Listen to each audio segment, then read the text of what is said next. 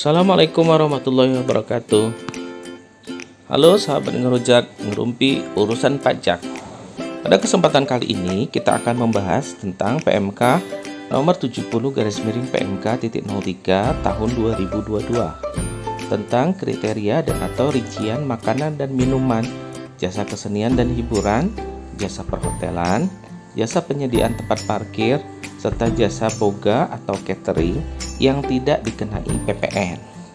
Adapun latar belakang aturan ini yaitu untuk menyelaraskan antara objek PPN dan pajak daerah agar tidak terjadi penggunaan pajak berganda antara pemerintah pusat dan pemerintah daerah sehingga tercipta keadilan dan kepastian hukum.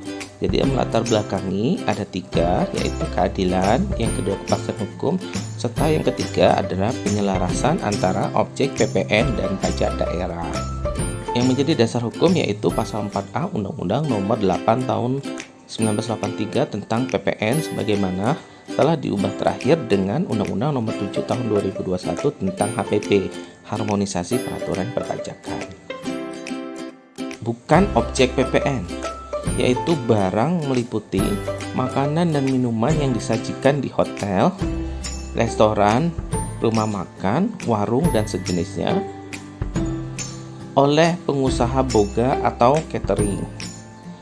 Jadi kalau barang itu berupa makanan dan minuman yang disajikan di hotel, restoran, rumah makan, warung, atau sejenisnya oleh pengusaha boga atau catering. Sementara jasa meliputi jasa kesenian dan hiburan, jasa perhotelan, jasa penyediaan tempat parkir, jasa boga atau catering. Karena barang dan jasa ini merupakan objek pajak daerah, sehingga untuk PPN-nya bukan menjadi objek PPN pajak pusat. Makanan dan minuman apa yang menjadi penyebab makanan dan minuman tidak dikenai PPN? Yaitu jika makanan dan minuman tersebut disajikan di restoran, rumah makan, warung, dan sejenisnya yang menyediakan layanan penyajian makanan dan atau minuman yang paling sedikit berupa penyediaan fasilitas meja, kursi, dan atau peralatan makan dan minum baik yang dikonsumsi di tempat atau tidak. Syarat yang kedua adalah diserahkan oleh pengusaha jasa boga atau catering yang mana paling sedikit melakukan kegiatan pelayanan berupa 1. Proses penyediaan bahan baku, bahan setengah jadi, pembuatan dan penyimpanan, serta penyajian berdasarkan pesanan. Yang kedua, penyajiannya di lokasi yang diinginkan oleh pemesan dan berbeda dengan lokasi di mana proses pembuatan dan penyimpanan dilakukan. Yang ketiga, penyajian dilakukan dengan atau tanpa peralatan dan petugasnya.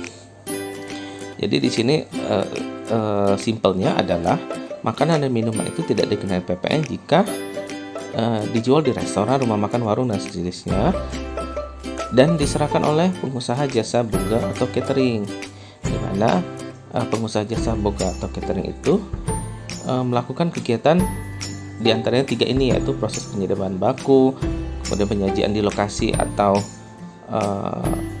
berbeda dengan lokasi di mana proses pembuatan, serta penyajian dilakukan dengan atau tanpa peralatan dan petugasnya. Nah, makanan minuman ini tetap dikenai PPN atas penyerahan makanan minuman yang disajikan oleh 1. Pengusaha toko swalayan dan sejenisnya yang tidak semata-mata menjual makanan atau minuman. Jadi makanan dan minuman di toko-toko swalayan itu tetap dikenakan PPN. Yang kedua, dikenai PPN jika penyerahan makanan dan minuman disajikan oleh pengusaha pabrik makanan dan atau minuman, atau disajikan oleh pengusaha penyedia fasilitas yang kegiatan usaha utamanya menyediakan jasa pelayanan jasa menunggu pesawat atau lounge pada bandar udara. Jadi pengecualiannya itu ada 3. Jika makanan minuman itu disajikan oleh toko swalayan, pengusaha pabrik, serta pengusaha lounge pada bandar udara. Kemudian bahasan berikutnya adalah jasa kesenian dan hiburan.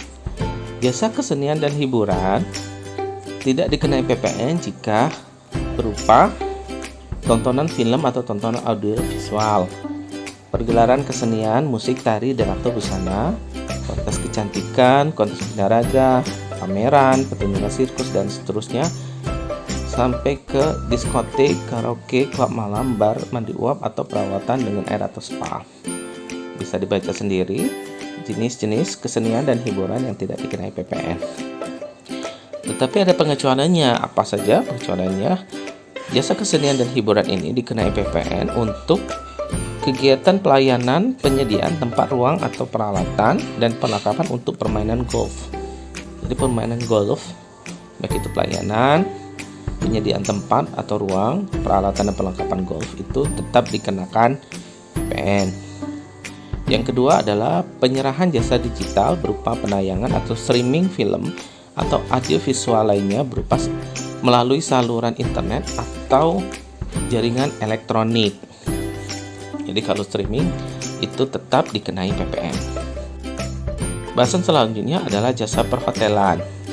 Jasa perhotelan tidak dikenai PPN untuk satu, jasa penyewaan kamar. Yang kedua, jasa penyewaan ruangan untuk kegiatan acara atau pertemuan, di mana jasa penyewaan kamar dan jasa penyewaan ruangan ini dilakukan di hotel, hostel, villa, pondok wisata, motel, losmen, wisma pariwisata, pesanggerahan, rumah penginapan, guest house, bungalow, resort, cottage, tempat tinggal pribadi yang difungsikan sebagai hotel dan perkemahan mewah atau glamping.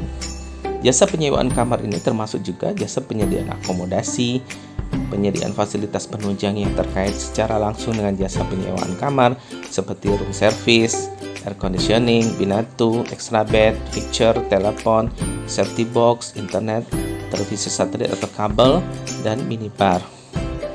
Juga penyedia fasilitas yang terkait secara langsung dengan kegiatan jasa penyewaan kamar yang hanya diperuntukkan bagi tamu yang menginap seperti fasilitas olahraga dan hiburan, fotokopi, telex, faksimil, dan transportasi hotel. Jasa hotel tetap dikenai PPN atas satu, jasa penyewaan ruangan untuk selain kegiatan acara atau pertemuan di hotel, hostel, villa, dan seterusnya. Contohnya adalah penyewaan ruangan untuk ATM, penyewaan kantor perbankan, restoran, tempat hiburan, karaoke, apotek, toko retail, dan klinik. Jadi untuk penyewaan yang ruangan ATM dan kawan-kawannya tadi itu tetap dikenai PPN.